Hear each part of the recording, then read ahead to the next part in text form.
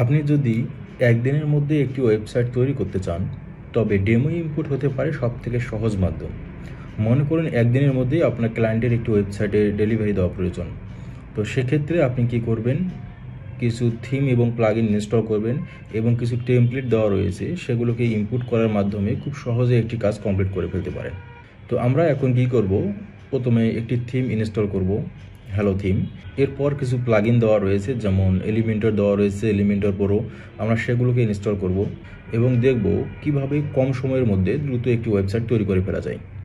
আমরা প্রথমে আসব ওয়ার্ডপ্রেস ড্যাশবোর্ডে। সেখান থেকে আমরা আপলোড থিমও করতে পারি অথবা সার্চ করতে পারি হ্যালো এলিমেন্টর।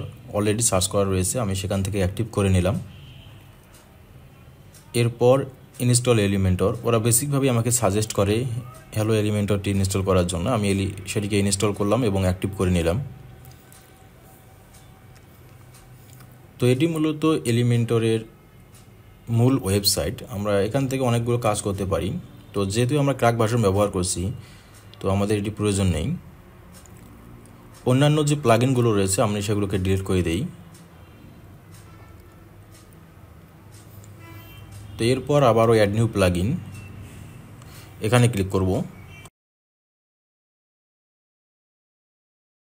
এবং এখানে সার্চ করব এলিমেন্টর লিখে। তাহলে আমরা দেখতে পারবো এলিমেন্টরের যে ফ্রি ভার্সনটি রয়েছে সেটি আমাদের অলরেডি অ্যাক্টিভ করা রয়েছে। তো আমরা আবারও এলিমেন্টর প্রোটি অ্যাক্টিভ করার জন্য আপলোড প্লাগইন, সেখান থেকে এলিমেন্টর প্রোটিকে সিলেক্ট করব এবং অ্যাক্টিভ করে নেব। এটি খুবই একটি সহজ প্রক্রিয়া। আমরা কম সময়ের মধ্যে দ্রুত গতিতে একটি ওয়েবসাইট তৈরি করার জন্য এটি অনেক সহজ একটি মাধ্যম হতে পারে। তো এরপর আমরা যাব পোস্টে, পেজে। তো এখানে কিছু পোস্ট এবং পেজ ডিফল্টভাবে দেওয়া রয়েছে ওয়ার্ডপ্রেসে। আমরা কি করব? এগুলোকে ডিলিট করে দেব। মুভ টু ট্রাস্টে ক্লিক করলাম এবং অ্যাপ্লাই। তো এগুলো তাহলে ডিলিট হয়ে যাবে। এরপর আসলাম পোস্টে এবং এখানে একটি বেসিক পোস্ট দেওয়া রয়েছে, আমি এগুলোকে ডিলিট করে দিলাম। তো এখন আমরা কি করব? কয়েকটি পেজ তৈরি করব। এর জন্য পেজ থেকে যাব অ্যাড নিউ পেজ এবং এখানে বেশ কয়েকটি পেজ তৈরি করব। যেমন আমি দিলাম হোম, পাবলিশে ক্লিক করলাম। দ্বিতীয় পেজটি তৈরি করব অ্যাবাউট, আবারও পাবলিশে ক্লিক করলাম। আবারও অ্যাড নিউ পেজ থেকে নতুন একটি পেজ তৈরি করব। নতুন একটি পেজের নাম আমি দিলাম প্রাইজিং, আবারও পাবলিশে ক্লিক করলাম। আবারও অ্যাড নিউ পেজ। মূলত এইভাবে আমাদের যতগুলো পেজ প্রয়োজন আমরা সবগুলো পেজ প্রথমে তৈরি করতে পারি। এতে করে আমাদের কাজ করতে অনেক সুবিধা হবে। আমি আরেকটি পেজ তৈরি করলাম প্রাইজিং।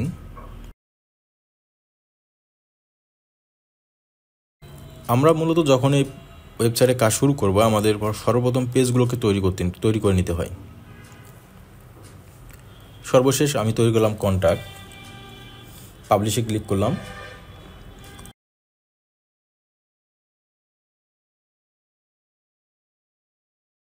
এরপর যাব মেনুতে। আমি একটি মেনুর নাম দেব। আমি নাম দিলাম মেন মেনু অথবা হেডার। আমি হেডিং নাম দিলাম, এটাকে হেডারে সিলেক্ট করে ক্রিয়েট মেনুতে ক্লিক করলাম। এরপর আসবো ভিউ অল, সেখানে সবগুলো পেজকে সিলেক্ট করে অ্যাড টু মেনুতে ক্লিক করব। হোমে যে কাস্টম লিঙ্কটি রয়েছে সেটা করে ডিলিট করে দেবো। এরপর আমি পেজগুলোকে সাজিয়ে নেব, যেমন কোনটা হোম পেজ হবে, কোনটা অ্যাবাউট আস, কোনটা পোর্টফোলিও, এই সবগুলোকে আমি এখান থেকে কাস্টমাইজ করে সাজিয়ে নেব। এরপর যাব সেটিং, সেখান থেকে যাব রিডিংয়ে, স্ট্যাটিক পেজ। আমি এখান থেকে হোম পেজটাকে সিলেক্ট করে দিলাম। এরপর সেভ চেঞ্জ। তো আমি যদি দেখি মূলত একটি বেসিক ওয়েবসাইট আমার তৈরি হয়ে গেছে। তো আমরা এখন যাব পেজে। আমি সেখান থেকে যাব হোম পেজ। তো হোম পেজের উপরে দেওয়া রয়েছে হ্যালো এডিট উইথ এলিমেন্টর। আমি এখানে ক্লিক করলে আমাকে হোম পেজের মধ্যে নিয়ে আসবে। সেখান থেকে অ্যাড মাই টেমপ্লেট, এখানে ক্লিক করব। ইনপুট টেমপ্লেট, আমি এখান থেকে হোম যে পেজটি রয়েছে আমি এটিকে সিলেক্ট করে দেব। এর ফাইল সাইজগুলো খুবই কম। এরপর কন্টিনিউ, আবারও এনাবল উইথ ইম্পোর্ট, এখানে ক্লিক করব। কিছুক্ষণ অপেক্ষা করি। কিছুক্ষণ অপেক্ষা করলে আমাদের পেজটি ইনপুট হয়ে যাবে। আমরা এখান থেকে প্রিভিউ করে দেখতে পারি আমাদের পেজের লেআউটটা কীরকম, পেজটি দেখতে কীরকম হবে।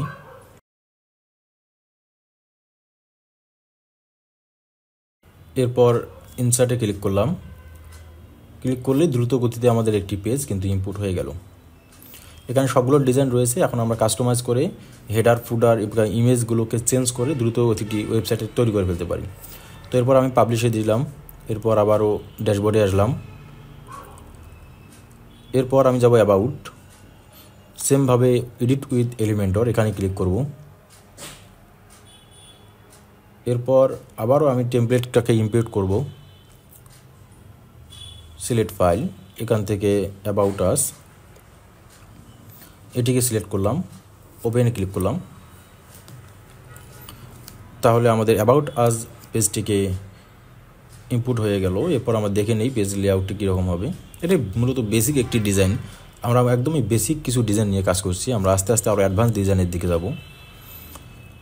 এরপর আবারও ওয়ার্ডপ্রেস ড্যাশবোর্ডে আসবো এবং নতুন আরেকটি ওয়েব পেজ আমাকে ইনপুট করতে হবে। আমি পোর্টফোলিও এটাকে ইনপুট করে নেই, আমি প্রাইজিংটাকে ইনপুট করে নেই।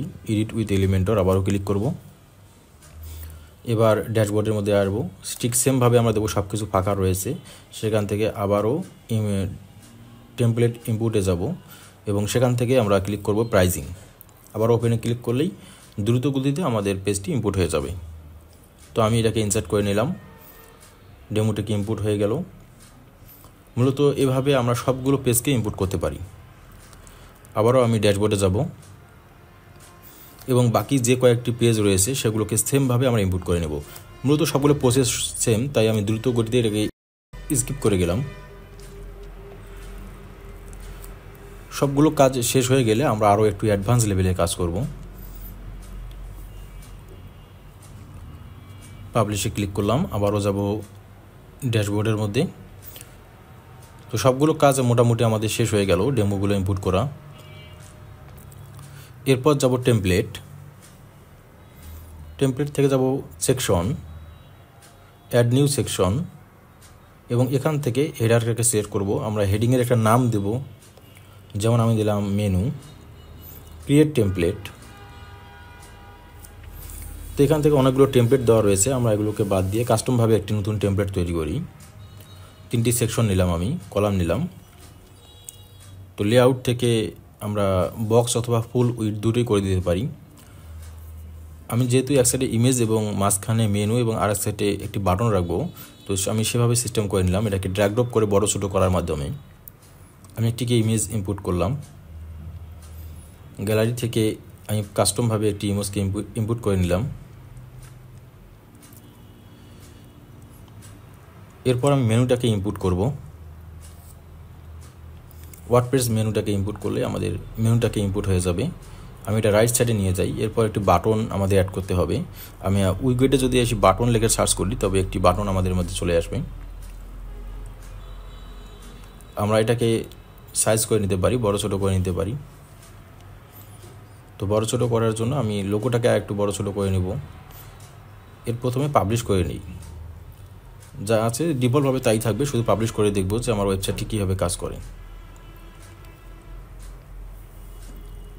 আমি যাব টেমপ্লেট, সেখান থেকে বলব সেটিং, সেখান থেকে ফিচারে যাব এবং আমরা খুবই গুরুত্বপূর্ণ একটা এলিমেন্টরের ফিচার কন্টেনার, এটাকে অ্যাক্টিভ করে নেব। এরপর সেভ চেঞ্জ এখানে ক্লিক করব। এরপর আবার যদি আমি রিফ্রেশ করি, মূলত কন্টেনারের মাধ্যমে খুব দ্রুত একটি ওয়েবসাইট তৈরি করা যায় এবং এটি ওয়েবসাইট তৈরি করার জন্য এখন পর্যন্ত সবথেকে জনপ্রিয় এবং পপুলার একটি সিস্টেম। আমরা স্টাইলে যাব এবং এখান থেকে লোগোটাকে একটু ছোট করে দেব। এরপর রয়েছে মেনু, আমি মেনুটাকে ডিফল্ট যা আছে তাই থাক। আমি কনভার্ট টু কন্টেনারে নিলাম এবং পূর্বের যে মেনুটি রয়েছে সেটাগুলো ডিলিট করে দিলাম।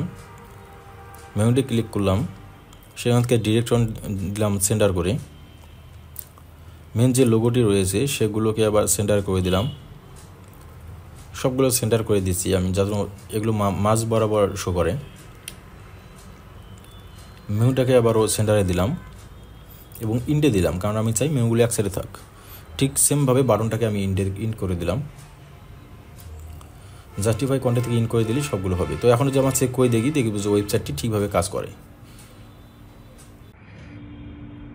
মূলত এতক্ষণ যে ডিজাইনগুলো দেখলাম এগুলো একদমই বেসিক কিছু ডিজাইন, এবং আমি একদমই বেসিক একটা আইডিয়া দেওয়ার চেষ্টা করেছি যে কিভাবে আপনি ডেমো ইনপুট করার মাধ্যমে কিংবা এলিমেন্টের কিট যেগুলো রয়েছে সেগুলো ইনপুট করার মাধ্যমে দ্রুত একটি ওয়েব পেজ তৈরি করে ফেলতে পারেন। সামনে আমরা আরও এলিমেন্টর আরও অ্যাডভান্স ওয়ার্ডপ্রেসে আরও অ্যাডভান্স বিষয়গুলো নিয়ে আলোচনা করব। কীভাবে একটি ওয়েবসাইটকে কাস্টমভাবে ইনস্টল করতে হয়, কীভাবে একটি কাস্টমভাবে ওয়েবসাইট তৈরি করতে হয়, এই বিষয়গুলো নিয়ে সামনে আরও আলোচনা করব। সে পর্যন্ত সবাই সুস্থ থাকুন, ভালো থাকুন। আল্লাহ হাফেজ।